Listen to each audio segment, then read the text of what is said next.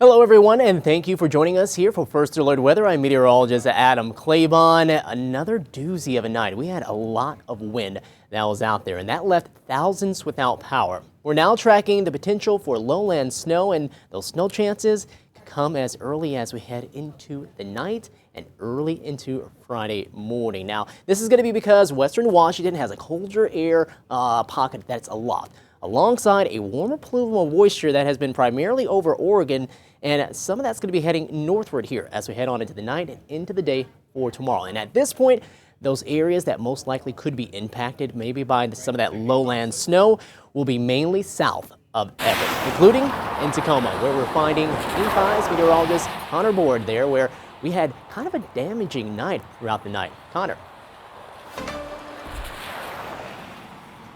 Adam, you just came to us at the right time because we just got access down to see the extent of this slide. The road was closed for 10 hours and just reopened. Earlier today, this road right here had large trees, debris, dirt covered all over it. That happened around 4:45 a.m. this morning. That's when Tacoma police got called. Take a look at this. We're just seeing this for the first time. You can see in the slide how big this was coming down to North 30th Street. And if you look down to the road, or to the sidewalk, I should say, you can actually see pretty extensive damage here to cracks in the sidewalks. You can see the puddles there with this landslide. And like I said, it took 10 hours for this road to reopen.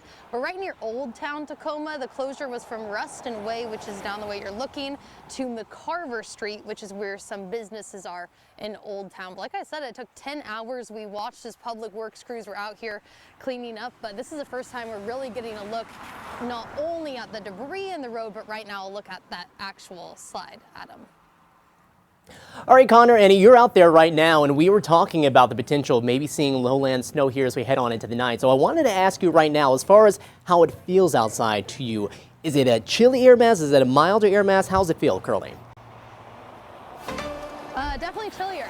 I kind of wish I had gloves on right now. It's been rainy all day. We were down in Eatonville earlier today. I would say maybe even colder down there just by how I felt. It was definitely rainier down there earlier. And then coming up here, just kind of the rain and cold persisting.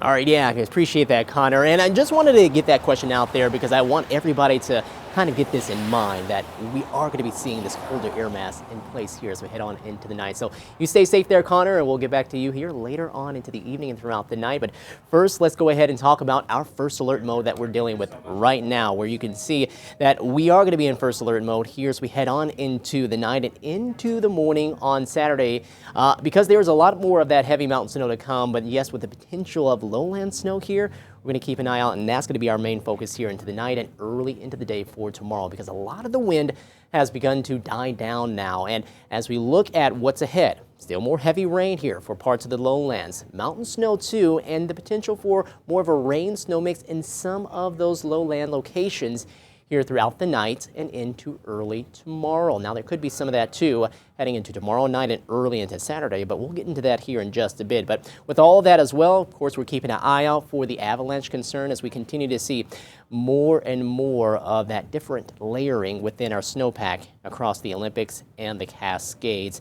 Wanted to just make a quick little stop, though, and talk about some of the wind gusts we did see throughout the past 24 hours. You can see some of the peak ones here coming in closer to 59 miles per hour around Whidbey Island, closing in on 51 around the airport out at SCA Bellevue at 52, and 61 in Hoquiam out there towards the south coast. And we saw some pretty high ones as well, especially as you go up across the higher terrain. Sunrise getting up to 63 miles per hour, 73 is the Snoqualmie Pass, and then Alpental. As you get at the top of Denny Mountain, 134 miles per hour. Thankfully, not many people there, not really worrying about people being impacted by that, but it kind of shows you the strength of this atmospheric river that was coming on through and some of the strong winds we were dealing with. All right, let's go ahead and talk about what we're expecting as we go throughout the next few days. We do have this winter storm warning now that is in effect. until 5 o'clock early into Saturday morning. And throughout the course of today, what we're going to see tonight and all the way through Friday and early into Saturday, we'll see an additional 1 to 3 feet of snow possible as we go throughout that time. So it looks like we are really expect that to impact us as far as past return or past travel or any sort of concerns you might have with trying to get across the passes. We had that period of rain earlier last night because of the warmer air mass, but I think from here on out for the next few days, we're just talking about snow because the cooler air is settling back into the region.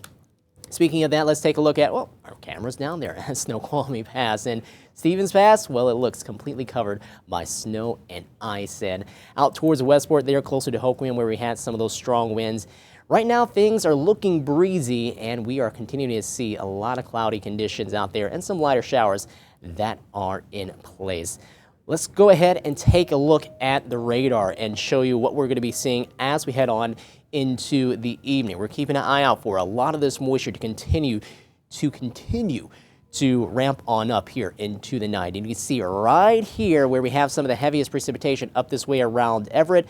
Would it be surprised if you saw maybe a brief period of some snowflakes trying to mix into some of that? But a lot of this is staying up into more of the higher terrain as that is moving up into the foothills and across more of the Cascades. And that's going to be a theme here with a lot of this precipitation that will be rolling on through here as we head on into the night. You'll see a lot more of that too as you head farther to the south.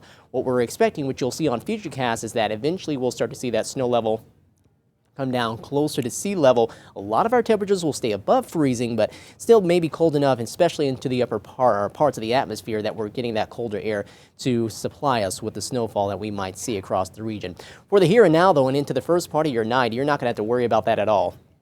Temperatures are in the upper 30s and lower 40s and well away from that freezing point, so we're safe there. But again, now the passes, now that we've gotten that system to push on through, they're all going to be below freezing, and anything that does fall there in those locations will be in the form of snow. And you can see for Snoqualmie Pass and White Pass, those cases, our information is down for the time being, but we're definitely expecting that to come back up. Let's see if we can now take a look at Snoqualmie Pass. There we go. We got the camera up there, and you can see that is showing the snow falling as we speak. So definitely showing a lot more of that snow piling up now on the highway than what we were seeing just about 24 hours ago when things were starting to switch over for a brief period to more of that rain.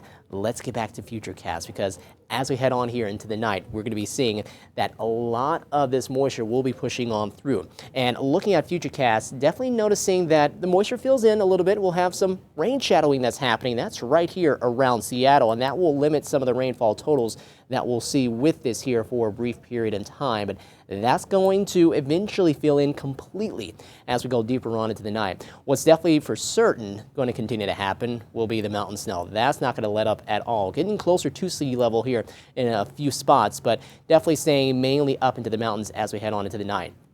Here we are at midnight, and still again, we're just generally talking about a rain producer for us here closer to sea level. It is inching closer to some of our foothill communities, but not really seeing a whole lot. And maybe at that point too, we're starting to talk about a little more of that rain-snow mix finding its way across some of those parts as we head on into the night. Maybe a spot like down this way around Thurston County, some of the higher tops right here could see a little of that snow mixing on in, and then up across parts of Mason County, you can see that beginning to sneak into the picture too. But generally, again, we're talking about just plain old rain for many of us here in the lowlands. And this is midnight tonight.